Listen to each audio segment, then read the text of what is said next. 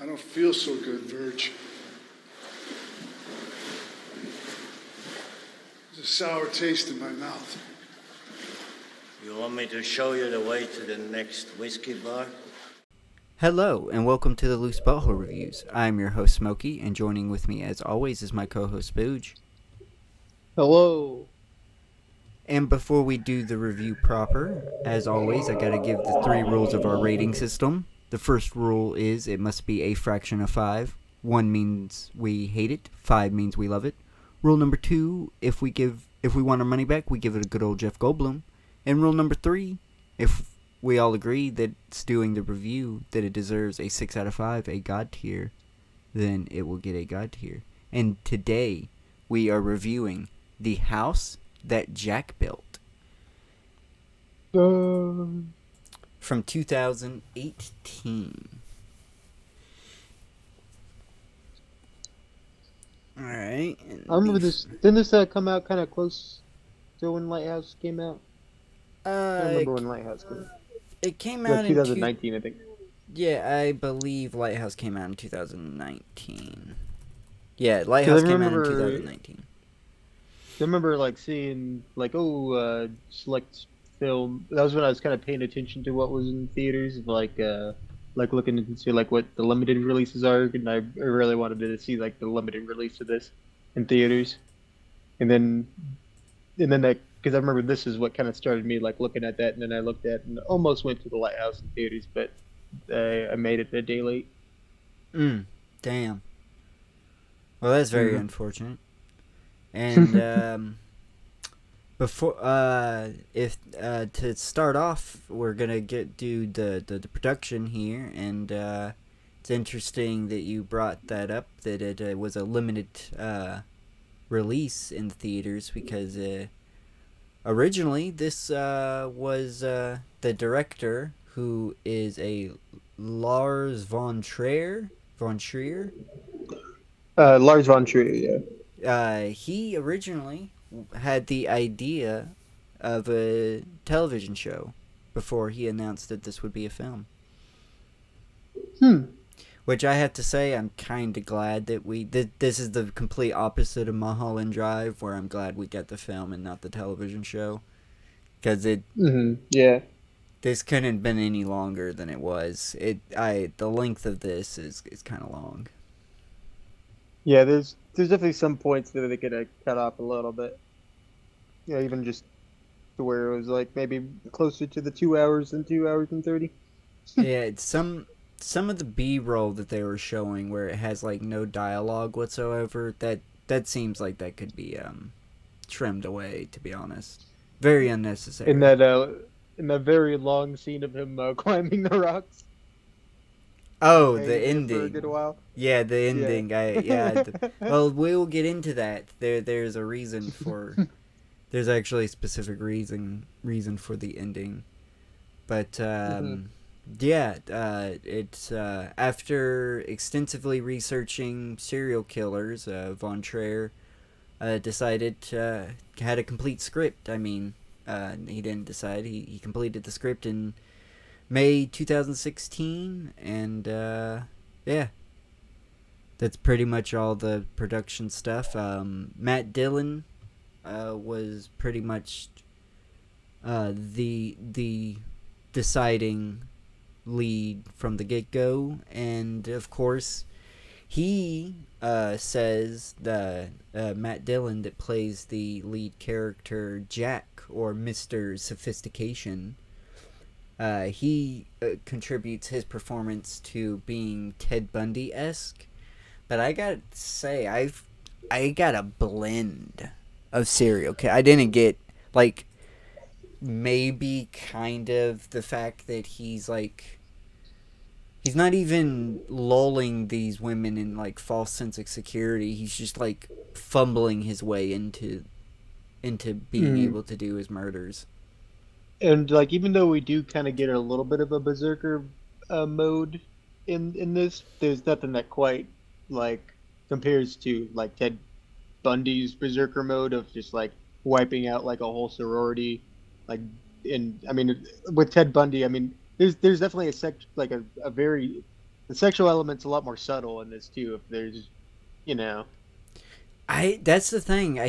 The only that's time he really. that's why it doesn't make because I agree with you. Like if there's a sexual moment, then it's very subtle, and it's like if there's any coming, and then it's in his pants because like Bundy would, he was And they pretty sure never he'd rape too.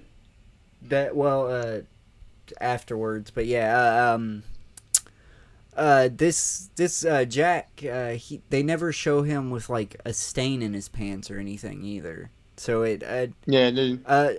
with my theory, I don't think that it's a sexual. I think that it's literally just he has a very intense extreme of over compulsive disorder, and he can't control his compulsions. Which is kind of like almost along the lines of like kind of how Chase was. I mean, his compulsions were also based on like a delusion too, but he was definitely very compulsive. I mean, like the whole like just kind of having to be invited in almost, Yeah, but we get also some BTK in this, some Dennis Rader. Oh yeah, there was definitely some Dennis Rader. There was some Dahmer as well. Like his personality really reminded me of Dahmer, just like very antisocial and doesn't know how to really communicate properly with anybody. It's just like I said, he's just fumbling his way through each of it. Yeah, and that's also kind of again reminds me of, I can't think of his name, like Peter Krampf or something, the Vampire of Dusseldorf, with kind of like the even though he definitely has a preference, but like anyone could be his victim, Yeah. Because I think he's Dusseldorf Peter would just like some Peter Curtin, was that his name? Yeah, It might have been. It sounds right. But yeah, like how you just see a homeless dude on the ground and just be like, oh, and take a hammer and bash him and then run. Oh yeah, that to be honest, that was kind of I know that it was all women, but Ed Kemper as well. He wasn't really like selective with his targets. It was more just like opportunistic. And they never go fully into what happened like with his childhood, other than like the flashbacks we get of his childhood is very vague, But we only get one, and I completely forgot about that flashback. Actually, I to be honest, I gotta find the DVD copy that I have because I've seen this so many times, and I remember every other scene. But I think the DVD copy that I have, doesn't have that scene in it, because I do not remember that scene whatsoever. But kind of through his interactions with some of the women, though, it does, especially when he has the picnic. I definitely feel like there's like a subtle element of like a bad relationship with his mother. Maybe, but you got to put in consideration that he's not. It's not 60, but at this point he's killed probably like 30 people, and that includes men as well.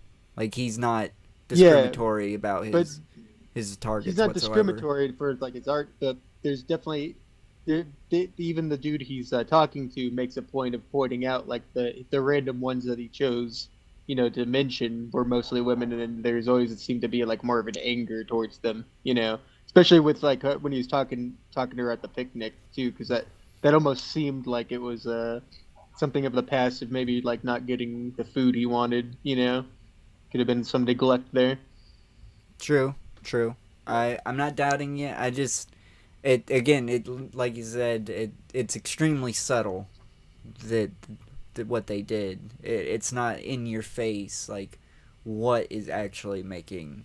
Yeah, I agree with that because he actually does. Because the explanation he gives is that it's because it's easier. They're easier to work with, Yeah, they don't fight back as much, which, in a way, during the 70s and 80s, that was the big reason why there was mostly women being killed by was there was a stigma going around at the time because We got to play. This is taking place in the 70s and 80s in a 12-year time span. Yeah, but then also to point out too, with a lot of those serial killers who did not all of them, but a lot of them that did target women who targeted prostitutes too, also because like that was they wouldn't be investigated. They were known as the less dead, and the The reason why there's always an element. There's usually always an element of like women hate that goes back to their childhood, usually through an experience. Yes, and That's all I'm saying. John Wayne Gacy, I'm gonna point this out. The reason why he was able to get away with it so long is because most of his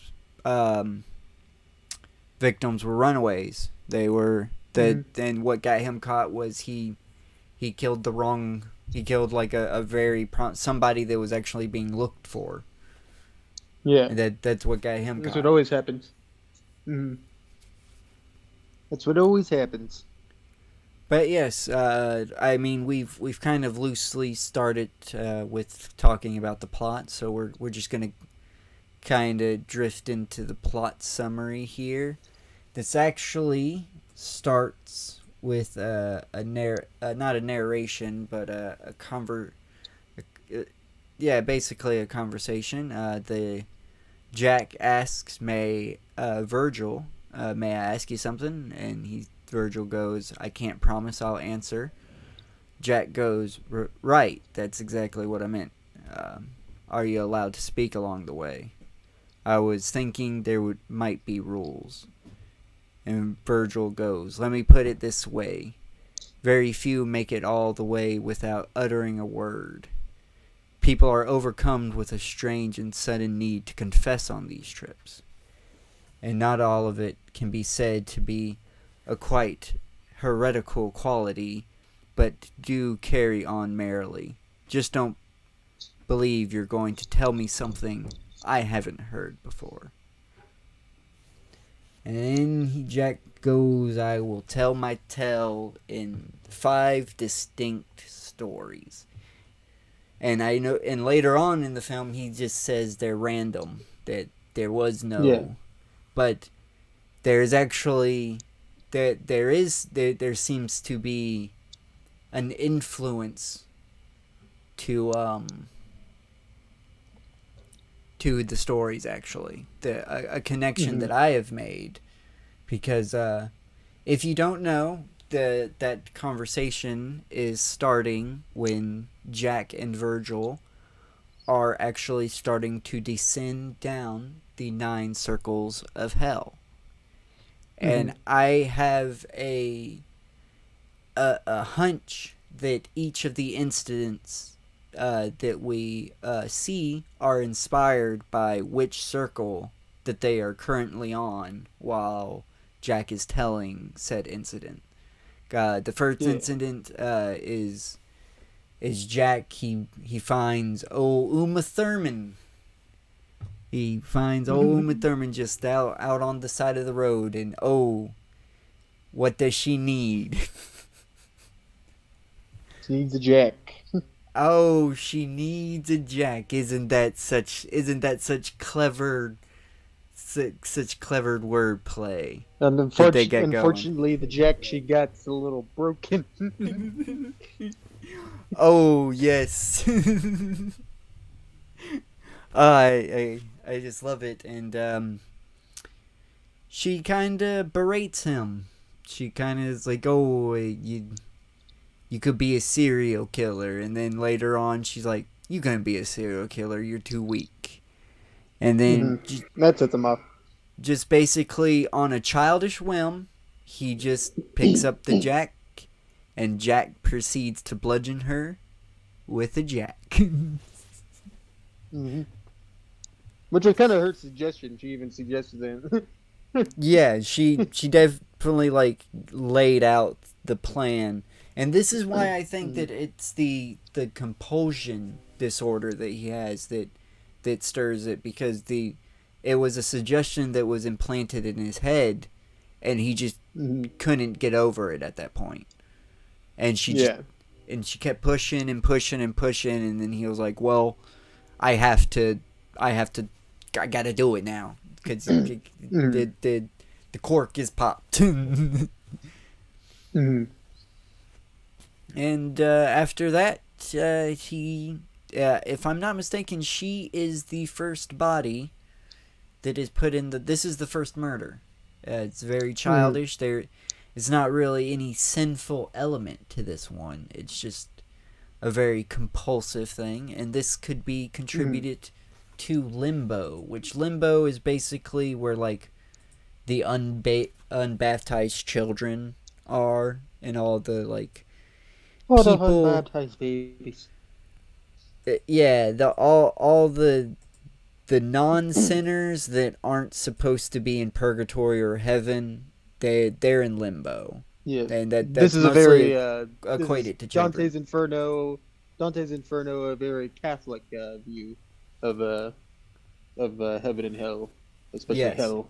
I mean, it was because he was writing it in a Catholic controlled era, but it's also very inspired by Greek. The Divine Comedy. There's a lot of Greek and Roman. I was just putting it out there because in America there's a lot of Protestants, and limbo is not really.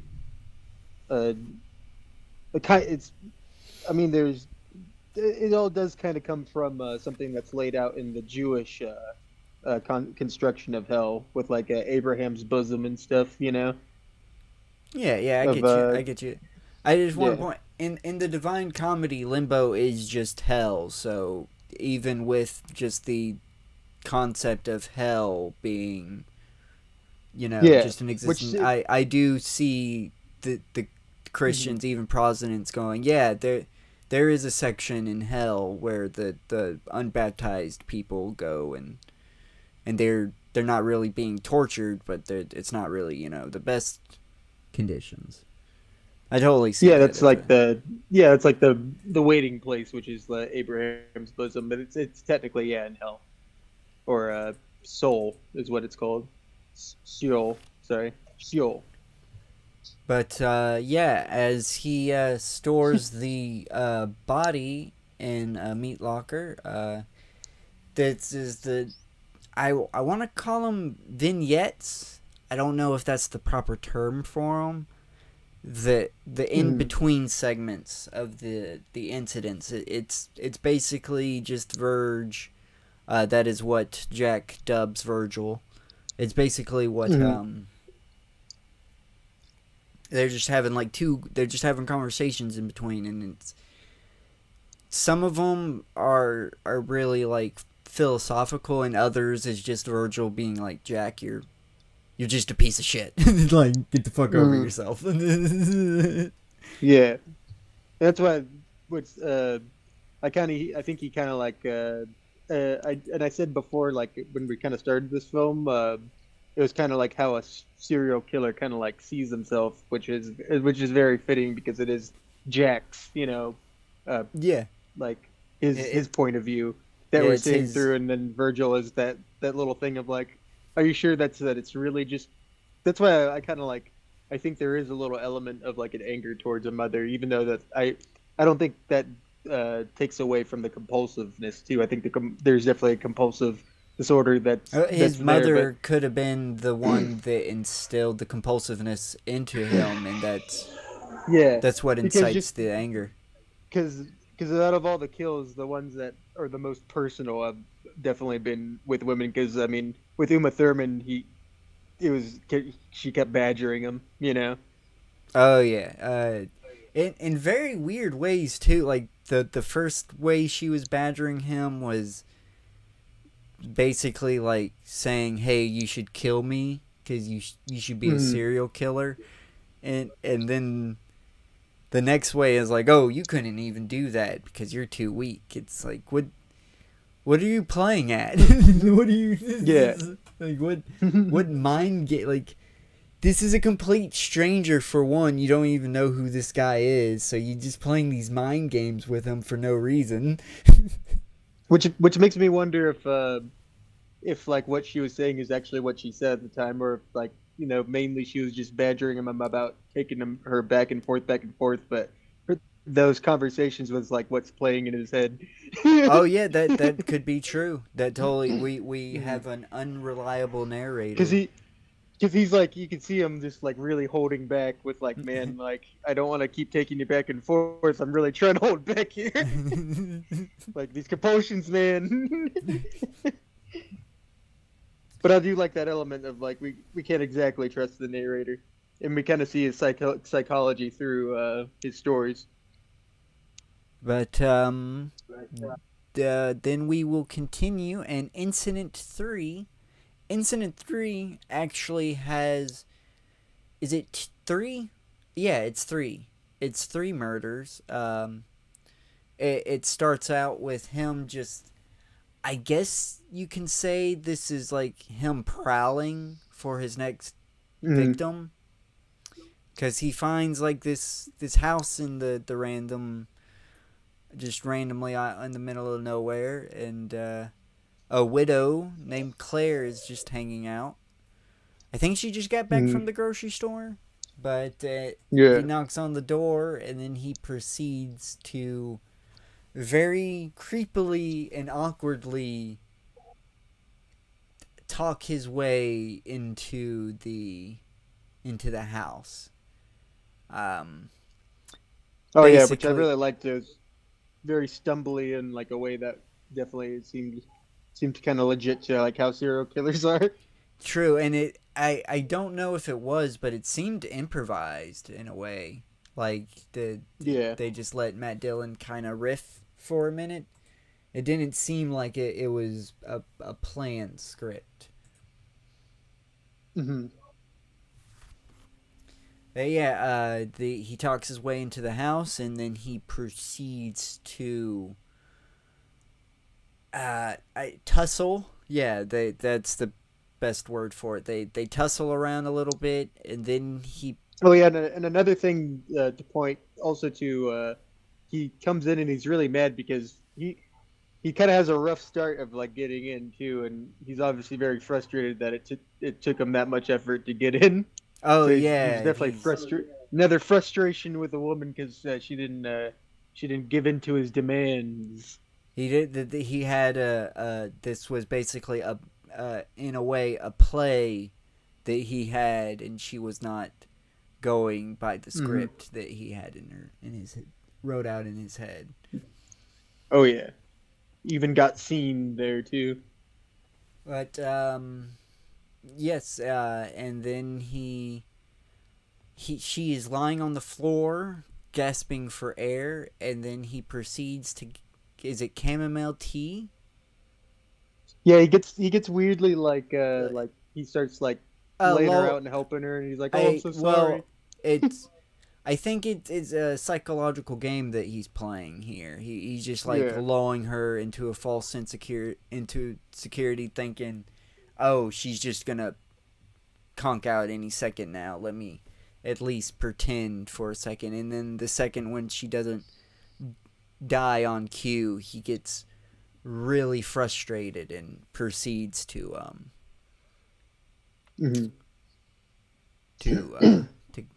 finish the job.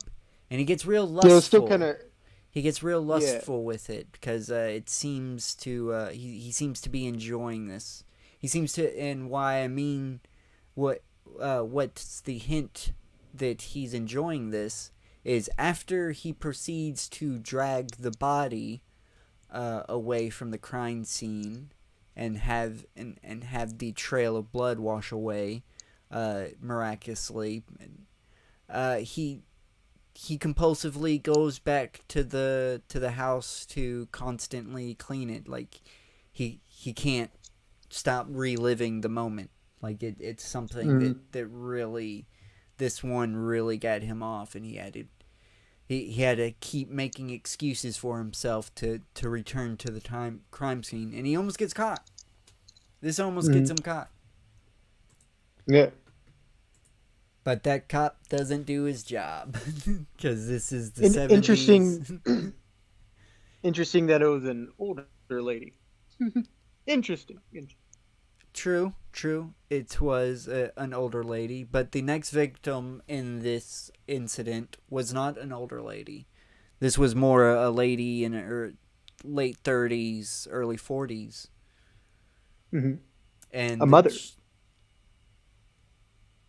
No, that's incident 3. We're still on incident 2. Oh. In incident 3, there's 3 victims. One is just some random blonde chick, and he like just tosses her body into the freezer. Oh yeah.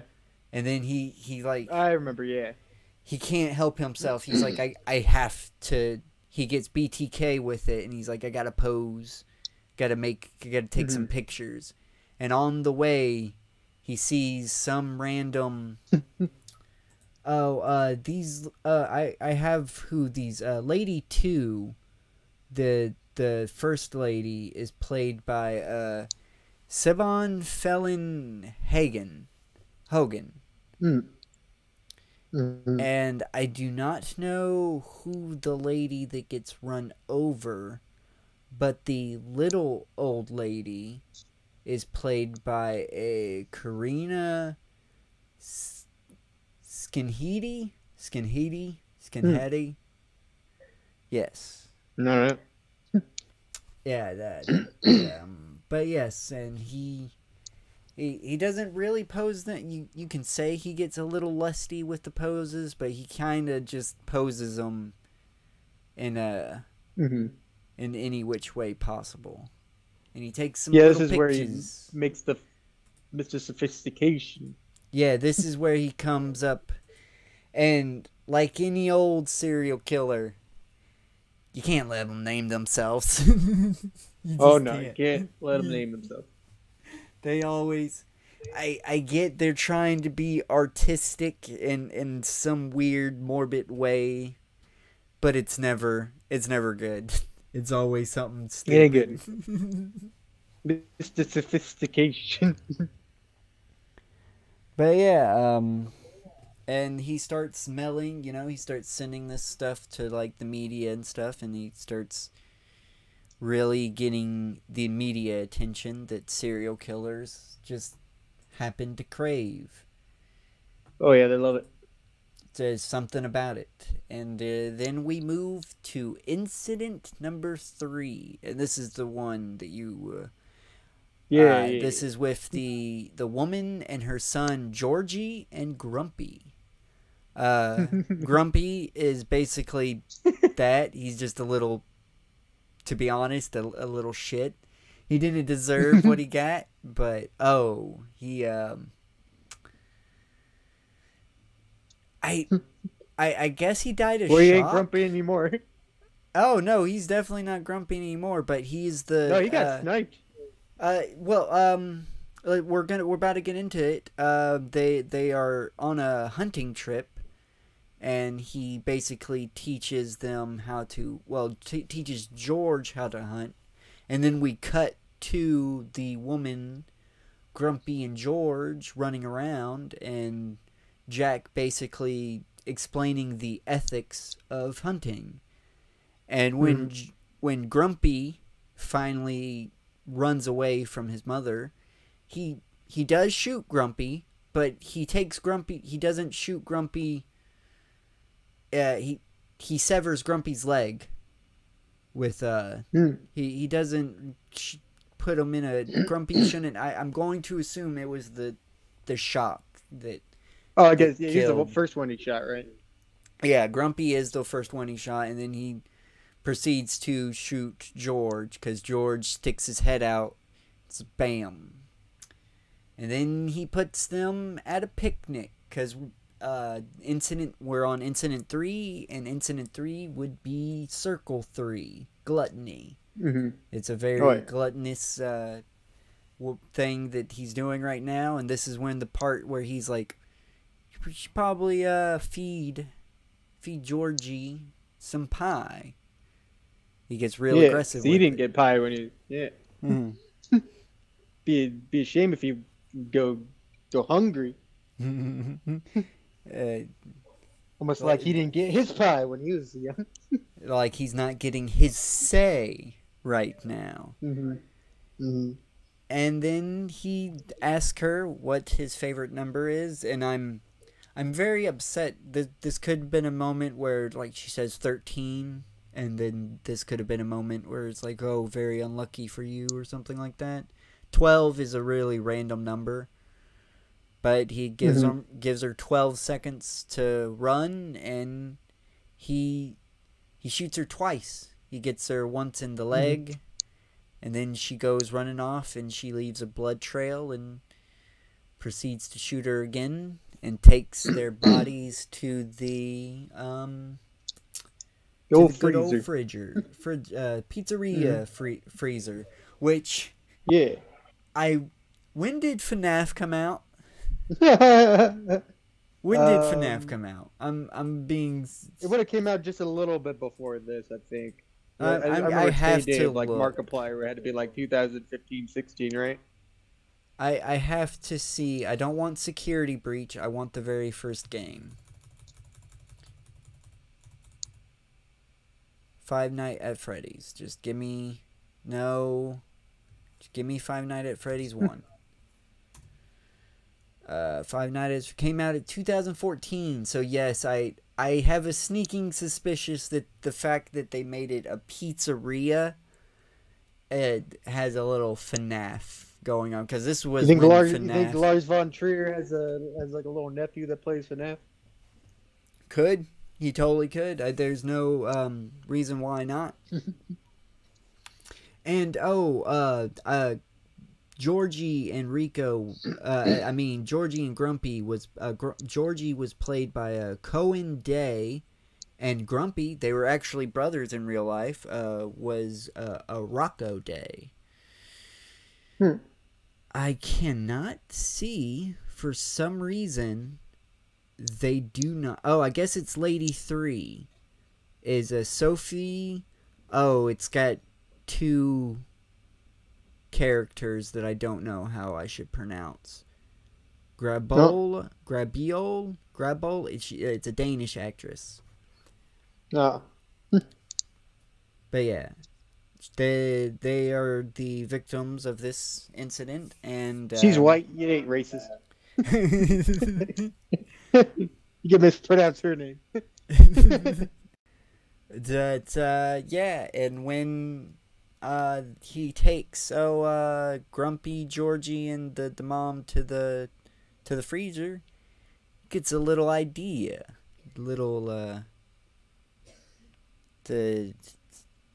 he gets a bit of inspiration, you should say. I guess Grumpy's name really bothered him, and so he decides to taxidermy Grumpy's face into a very morbid Joker. It really reminded me of one of the Jokerized version of Robin in the in the Batman Beyond movie. Yeah, it also kind of reminded me also just like when Joker took off his face too. Yeah. I can't say that it was a very good. It was very. I'm glad that it was practical. They didn't try to like CGI it. It would definitely like whoa, but I could tell that it was a mannequin. Like it was. Yeah. I guess they did that on purpose because it would have hard to been get a dead boy these days. Can't get him to sit still. Yeah. Not for that long. Not for that long. But we're gonna mosey on down to the 4th incident, which is also the 4th circle. We have not, I want to point out we have not seen any of hell at this point. It is still being the incidences are still being spliced in with vignettes of random B-roll. And in this B-roll, there are actually some uncredited cameos from some movies. And I'm going to get into them now before we continue on to the 4th incident. The cameos are a Jean-Marc Barr from Europa, a Jamie Bell from Necrophiliac, and we saw Which is one of Lars's films. which this is also another reason why I was like, oh yeah, we have to watch this. Not only do I have a theory that Inside with William Dafoe can be seen as a very loose interpretation as the Divine Comedy. William Dafoe makes a little appearance from his movie Antichrist, which I am gonna have also, I guess these are these all Lars von Trier films? I think they're all Lars von Trier movies. I think they're. But I'm going to list the B-roll that we see. But the B-roll is from Antichrist. Then we get a Charlotte Gainsbourg from Melancholy. Is that Melancholy? No. Melancholia. Melancholia, yes. And also Nymphomaniac. I don't know why I fucked up on that word, but I did. Got a Nicole Kidman from Dogville. Then we got Uda Kier from The Kingdom. We got Kristen Durst from Melancholy. Can you say it again for me? Melancholy. Yeah, Melancholy, yeah. Fucking, we have a Kirsten Olesen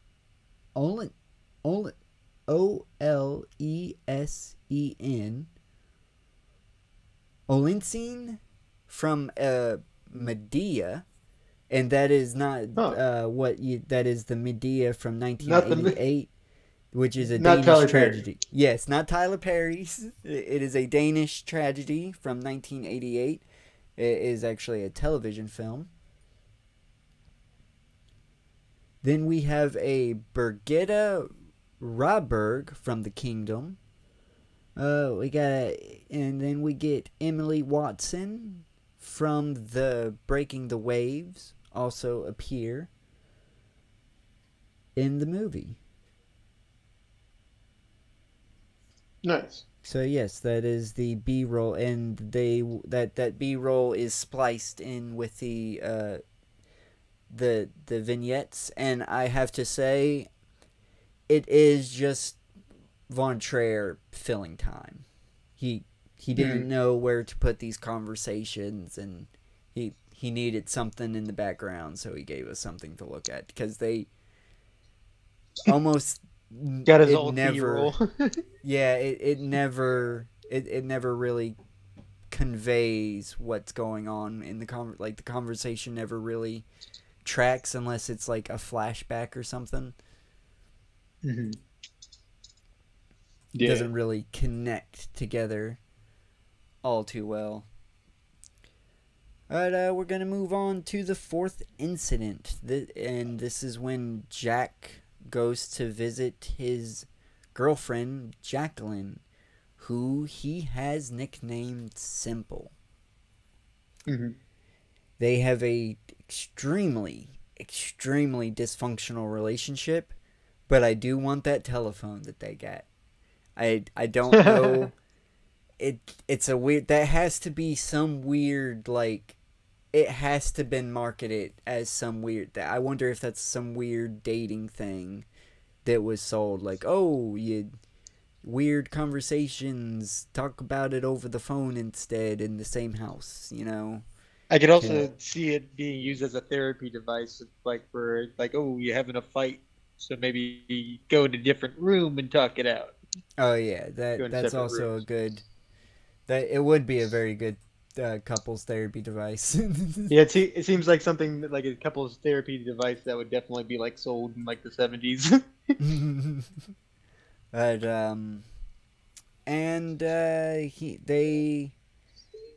they get a little they go back and forth. He like gets real weird and abusive, and then he gets real like sensitive, and and sweet, but in a weird like assholey way. Like he's being smart ass about it. Like he is being sweet, but it's like but it's because I'm all you have and bullshit. Yeah. And then he basically is like, hey, he's like, I killed 60 people. And she's like, I don't fucking believe you. Then they do this weird thing where he's like, well, I'm gonna mark your breasts. And he marks where he's going to cut her breast off. And that freaks her out. And she's like, hey, I'm fucking leaving. And then he doesn't really allow her to leave. They go to a cop, and the cop thinks she's drunk, and it's like, get the fuck out of here. Yeah, I don't believe your story. The cop, again, doesn't do his job. This is the 70s and 80s. That's par for the course. And, especially the serial killer incidents. Oh, yeah. To be honest, sometimes you don't want to deal with it. Yeah, like the cop that brought the dude back to Dahmer. Oh yeah. They're just playing grab ass. And then instantly the cop was like, oh, let me just fucking not deal with this. I didn't consent to this. But yeah, so they go back and they have a few drinks, and he binds them up, and then he allows her to pick the knife that he's going to use. Kind of. Yeah, in a way. And then he places one of the severed breasts on the policeman's car, and we won't see the other one for a minute, actually, but the other one will come to play in actually the 5th, but it actually no, it doesn't come into play in the 5th. It comes into play before the 5th, when he's actually buying the Full Metal Jackets. Which is not the Full Metal Jackets. After he goes, and the guy that he's buying the Full Metal Jackets from is what the fuck's his name? It's Al, correct? I don't remember. It was the guy Jeremy Davies. It is no, in this his name's Al. He played Lost. Oh, okay. He played in Lost. Yeah. So yes, and if this is the 4th incident, and the 4th circle is greed, and he's very greedy with this one, because he confesses to her, basically, is like, she did have a chance to run away. She did have a chance to get, so he basically very greedily just opens up for this to be the last thing he ever says and does, but unfortunately it plays out like he believes. It's also greedy because I don't think at this point he's killed 60 people. He might have, because the fridge is kind of overflowing a little bit. Oh yeah. But yeah, and he fashioned when he pays for, which Al should have called the cops right here. Like, that it should have been very obvious what the wallet was, because he fashioned her other breast into a wallet. Another symbolism for greed. Oh yeah. And this is the part where we move on to the 5th circle, the 5th incident, after another series of vignettes, of course. And this incident is very wrathful, very sporadic. He's definitely in his berserker what you would call his berserker mode, because he's detained 6 men in a freezer and is going to kill them with a single bullet. But thankfully, one of the people is like, hey, whoa, wait a minute. That's not gonna work. It's not gonna kill us all. That's the wrong ammunition. Very, very helpful victim. I'm very disappointed that these six gentlemen didn't band together to try to get out of this situation. Yeah, because they had plenty of time. They did. They had a lot of time. They had several time because that after he figures that he's got the wrong ammunition, Jack runs off back to Al. He gets real mad because Al's like, I'm not selling you anything. And I think this is when Al calls the cops. But Jack's like, fuck you, I'm going to SP then. And SP is played by a David Bailey. And this is actually very important because SP is wearing the titular red robe of the Divine Comedy, which I wonder if there is any meaning to that. There's no way to really know because SP gets a knife to the throat, and he switches clothes with SP, and Jack finally gets his red robe that he needs to take on Dante, to take on the Inferno, the Divine Comedy. Waits for the cop to get there and kills the cop, and then goes to the freezer, and the guys are just sitting there. They're just chilling. They haven't even tried to budge. Like they're perfectly aligned still with the gun. Nobody was like, they don't want to ruin his art piece. Nobody was like, I'm not going out like this. and there's no like, hey, if we all jerk up together at the same time with all our strength, maybe we could bust out of this. Because he was gone for at least a good 10 minutes. He was gone for at least. Yeah, it's all like like able-bodied men, like maybe like a military 30s, veteran. There's a military veteran. He's the one that you pointed out that there wasn't Full Metal Jacket. Yeah, that should have been the when I very first saw this, I thought that was him getting Jack to leave so they could get the fuck out of there. I'm still, every time that I see them still in the freezer, I'm like, what in the fuck was you even planning to do, telling him that he's got the wrong ammunition?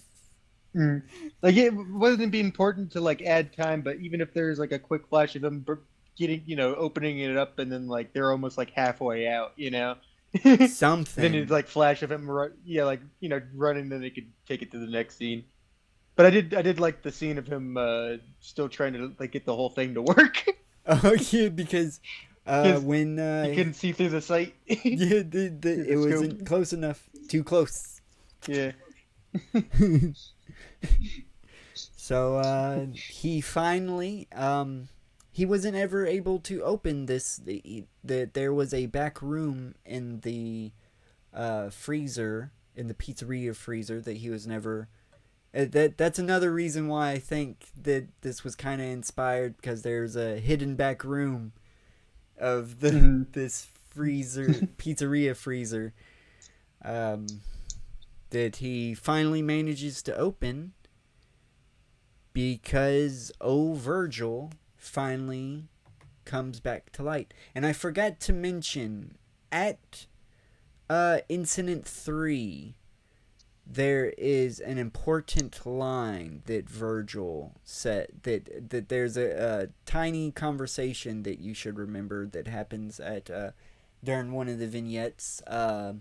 Jack goes, "There's a sour taste in my mouth," and then Virgil goes, "You want me to show you the way to The next whiskey bar, to the next whiskey bar. Yes, that which is that- a Doors reference to. yes, that is it's very important that you remember that, because this is the part where he opens, of course, the back freezer, and Virgil's there, and Virgil's like, "You haven't built your house yet, Jack.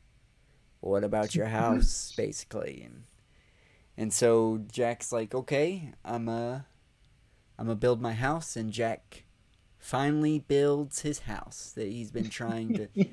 He's been trying so hard to find the right material, the right fucking way to build it, and he's finally got it. He finally did it. Oh, yeah. And then I'm not sure what happens here, to be honest. I don't know if the cops busted down in time and Jack was actually shot, or Virgil actually just opened up a portal to hell for him to escape.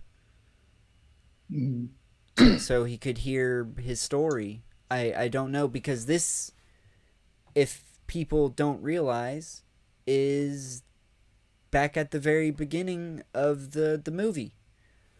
Jack goes, "May I ask you something?" Virgil goes, "I can't promise I'll answer." Jack goes, "Right, that's exactly what I meant. Are you allowed to speak along the way?" And then I was thinking there might be rules. And Virgil goes, "Put it this way. Very few make it all the way without uttering a word. People are overcome with a strange and sudden need to confess on these trips. And not all of it can be said to be of great radical quality to be but do carry on merrily.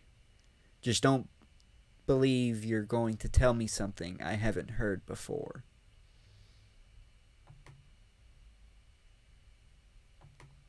Next. Yes, and this is the part where we find the big reveal is they're going down through hell. We see very weird. It's not one for one what the 9 circles are supposed to be. They're more just they got together a bunch of different forms of what hell could be and cobbled together. There is one scene which you're going to be very upset, because if I'm not mistaken, what you called the orgy lake. Mm-hmm. That's not actually the orgy. If I'm not mistaken, that is wrath. that those people are fighting. Oh. Yeah. So it's fun. And the more wrathful you are, the deeper you are in that water. So it's harder for you to fight. Gotcha. Hey, but everybody's still naked. But yeah, Sure. And then they finally reach the center of hell, which a very curious thing is about this. At the center of hell, in the Divine Comedy, at least, the way out to purgatory, the bridge, you would say, is Lucifer himself. You have to climb up his legs and go through his genitals, and then some weird universe magical stuff happens, and boom, you pop out and you're at the bottom of the purgatory mountain.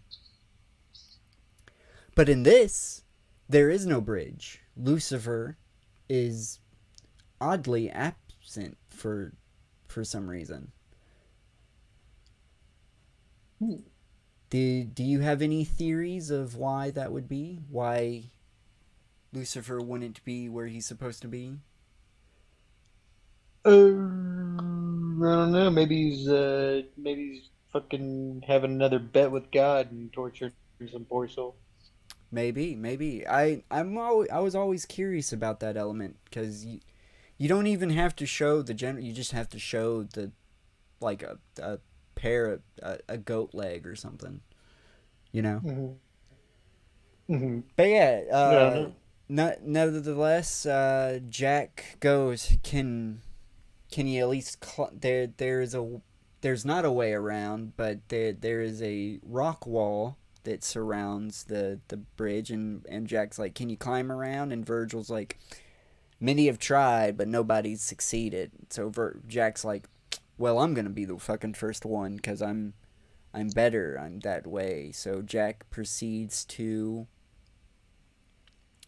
go climb the thing, the rock wall, and we get He's climbing. He's climbing. He's climbing. And Climbing. then he falls. He falls. Mm-hmm. It's very weird. Very weird effect that we got here as well when he fell. It was not the best. Definitely not the best effect like, whatsoever. This part of hell already looked like the Dark Souls demon realm. Oh yeah, for sure. The really bright orange lava. It did look like video game lava. That is no doubt about it. To be honest, this whole place looked like just a video game, which I kind of wish it wasn't somebody... like too offensive, but it's still giggling. I gotta say probably the cheesiest part of this journey is when they're in the bubbles. just floating down. I actually like the bubbles. That's cool, but it that they had, because they had a weird atmosphere too with it. It definitely would have been a lot goofier if it was just the bubbles and none of that weird like atmosphere and effects they're kind of doing in that like almost dream sequence. I found it cheesy because Jack's just standing there while Virgil's like got his arms floating, like he's like looks like he's floating down, but Matt Dillon just standing there, just like, the fuck's going on? Fuck.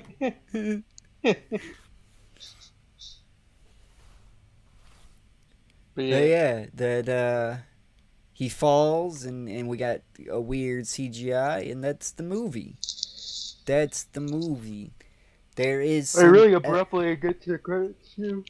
Oh yeah, there is some epilogue information. The film's epilogue, in which Jack goes to hell, was actually suggested by co-writer Jeannie Holland, and Von Trier actually appreciated it, thought that it's a good idea because, this is a quote, "I thought that's a good idea because it's a long time since we've really visited hell in films, particularly the journey to hell.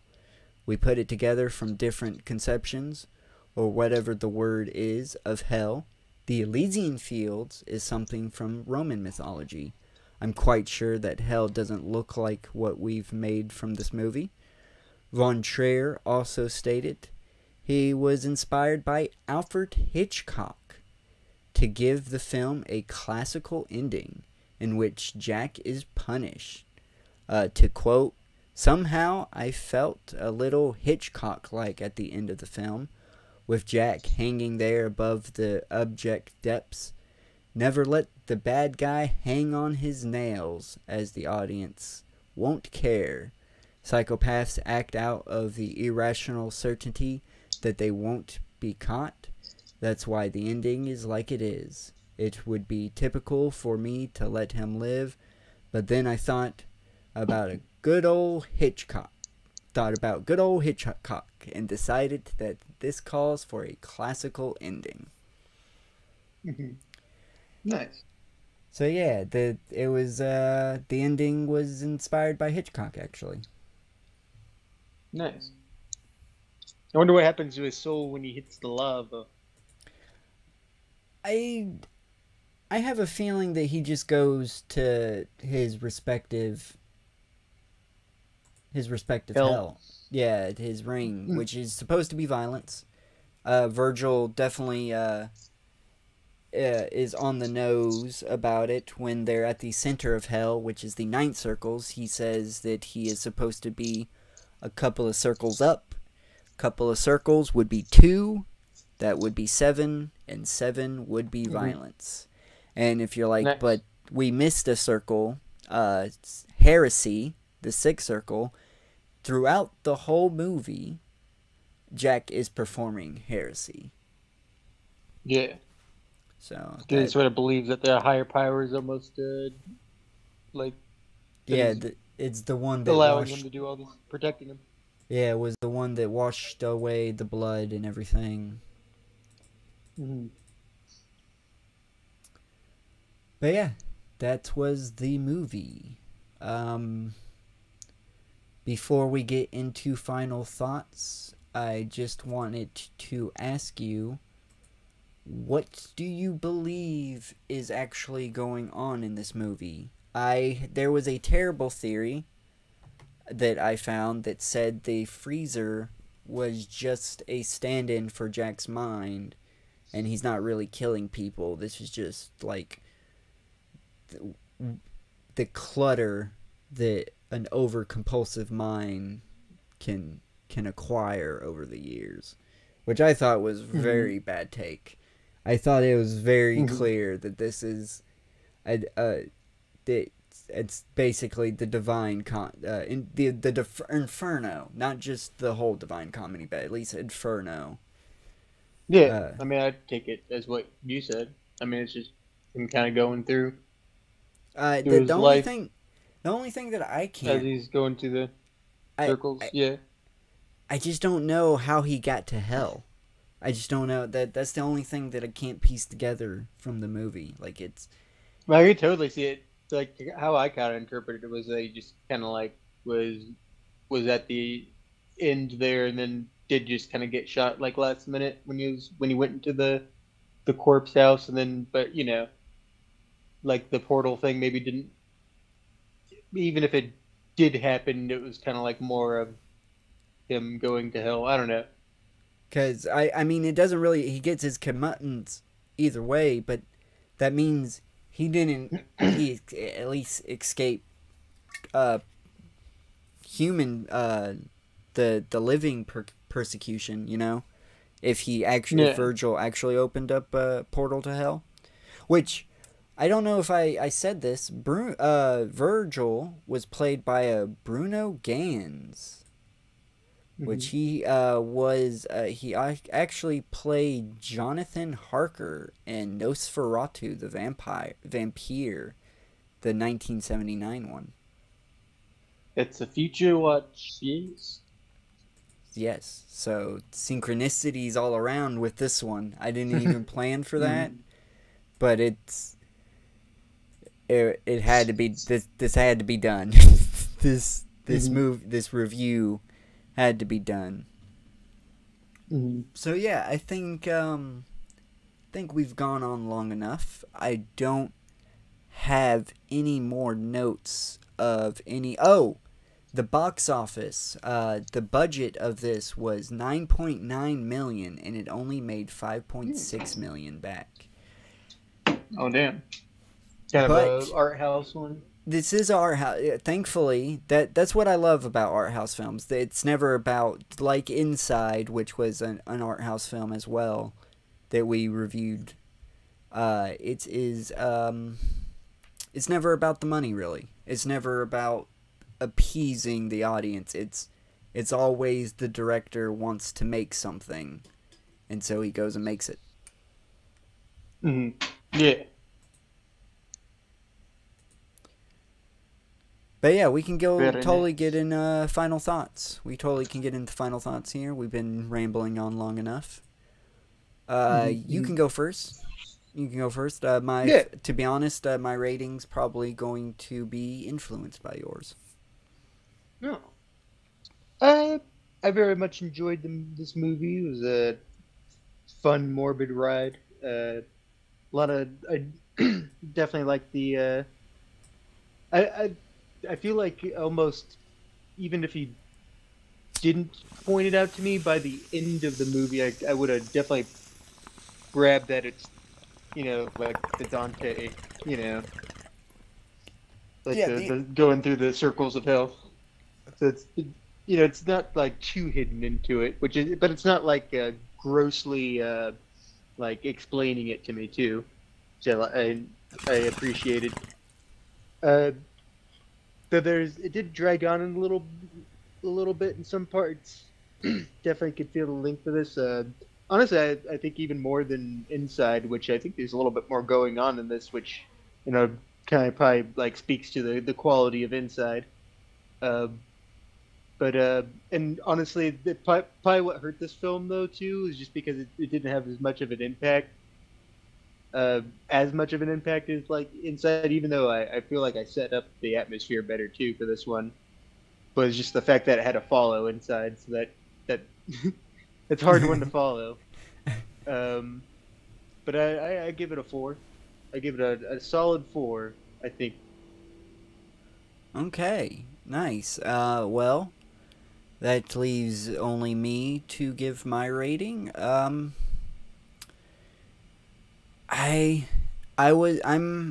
between a 4 and a 4.5 because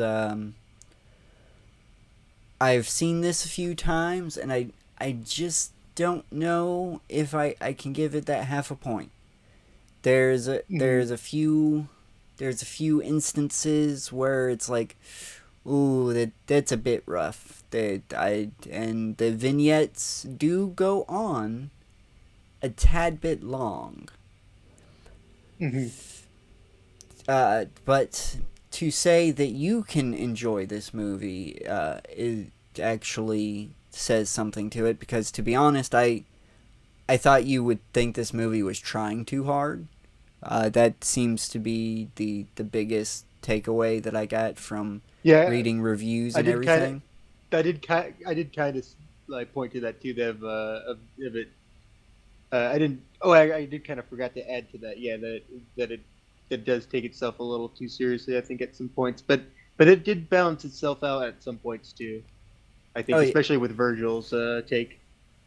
That, and I feel there's a good I mean, it's the moments that are comical aren't really supposed to be, but there are definitely moments that can be played off as comical. Definitely a fan of true crime. Like this is definitely a fan of true crime who made this, which I can appreciate too. Yeah, you definitely you gotta be a fan of true crime to really get this. You don't have to be a fan of the Divine Comedy, but if you love the Divine Comedy and true crime, this really should be in your wheelhouse. I'm gonna go with a 4. I'm gonna go with a solid 4 as well. I can't give it that half a point because it just I don't necessarily love it. I like this movie. Of course I will watch it again. That's no doubt. But like you said, you can feel the length a bit. Some of the vignettes definitely aren't necessary. They can be cut out. Some of the heavy dialogue moments can be and the moments where he's going through the house, I feel that could have been cut more sporadically, so it's more chaotic to give you more of an edge to that. That would have been nice. So yes, a solid 4. And I was actually surprised going into this. I thought this movie was actually going to be a little bit more edgy. I thought there was going to be a little bit more grossness to it, but I mean, we don't even really. I mean, we see like the titty lopped off, but we don't actually like see the act of it or anything. Which I was kind of surprised. I was expecting this to be a lot more gory. Yeah, no, the only real gory scene we get is when they drag the body away. Yeah, and I guess like also like the death of children. I guess that's it pretty. Up too. Yeah, they were pretty good on. They didn't really show it though, to be honest. Yeah, I was because I feel like still I was comparatively probably still more disturbed by Man Bites Dog than I was of this one. Oh yeah, definitely. This definitely doesn't disturb me like Man Bites Dog. I feel you can be disturbed by this, but I can tell again when it comes to you can tell that most of them are. They kind of look like what they had at the like they basically had the mannequins at the Donner Party. Same looking one. Like that's definitely Because plastic. but I was kind of expecting something like Man Bites Dog, just from how people talk about Lars von Trier, because a lot of his controversy is like the hyper violence in his films too, and like sexuality, and then also I guess a sexual assault on a Sarge on I should have. on a We kind of skimmed over. I should have Bjork. looked about the duck. The duck. We didn't mention the duck. Oh yeah, the duck. Yeah, I don't. can see how easily you could do that like that scene easily without hurting the duck. I don't think that was like a real. I don't know. Because we do have a scene of the duck struggling in the water, so I cannot neither deny or confirm that scene actually. I could definitely see. Yeah, I could definitely see how you could also just like tie a little something to the duck to make it struggle in the water too. It's like to its foot. Yeah, It's like bothering it. that is true. But again, I'm just wanting to point that out that I could not confirm. Anytime I see that in movies, I'm gonna have to confirm whether or not. Oh yeah, it's not confirmed. Yeah. But yeah, it's definitely not confirmed, and that makes me worried. I'm not gonna lie, like that. When I can't confirm, because usually they have little PSA, at the end of it, like going, "Oh, no animals was hurt during this production," or anything. And there's nothing. There's no sign of that whatsoever. So it's like, ooh, that makes me uncomfortable. If I could just find that that little announcement, that would be great. But I can't, unfortunately. And with Lars von Trier, from what I can see of like, he hasn't been actually like accused, like not accused. He's been accused, but he hasn't been like actually like in a court of law, like convicted of anything. But there is some sexual misconduct, with some allegations with that. Unfortunately, at I guess this point, apparently with Bjork, which is interesting with Bjork specifically, with a movie that they did together. Though it seemed like there's a lot of fighting between them too, because he says that he says that there's no sexual misconduct, but they were definitely not friends on set. Gotcha. I have to sadly say I'm more surprised when you tell me there isn't any sexual misconduct or allegations or unfortunately some illegal activity going when it comes to people. Hollywood, yeah. It not just Hollywood, just anything. If you make music, if you're an actor, if you're a director, there has to be something inside of you that makes you a piece of shit. Did something for some reason. But that something inside you that makes you a piece of shit just makes you like a very artistic, masterful creator. I guess you had the gumption, but you had a little bit too much gumption. It's like it's a trade-off, basically. Like, yes, you're going to be able to create amazing artwork and amazing movies and amazing music, but you're never going to be able to connect with anybody. It's just not gonna happen. Yeah. You are doomed forever to be alone for some reason. Art is a prison. Art is a prison. Inside. Inside the prison. Oh. Fucking love that movie. But yeah, I think we done did it. So if you've been listening this long, thank you so much. Please, if you do not mind, how about you leave a like on the video? If you want to give your opinion on this movie, leave it in the comment section below. And if you share the video around, that would help out. If you don't mind, if you're not already subscribed, subscribe to the channel and turn on notifications. Do you have a sign-off? No, other than I feel like we need to look up whatever that actual like move that little paper puppet movie of Dante's Inferno. We need to add that to the list. Alright, and I ain't got one either, actually. I ain't got one either. Yeah. So I'm gonna go with the tried and true. Cats die, music fades, art is for keeps. And Bye-bye, hail Henry folks. Zabriskie. Oh shit! Bye-bye. Look at that. Had to go with the tried and true. May I ask you something? I can't promise I'll answer. Right. That's exactly what I meant. Are you allowed to speak along the way? I was thinking there might be rules. Put it this way, very few make it all the way without uttering a word. People are overcome with a strange and sudden need to confess on these trips. And not all of it can be said to be of great rhetorical quality. But do carry on merrily, just don't believe you're going to tell me something I haven't heard before.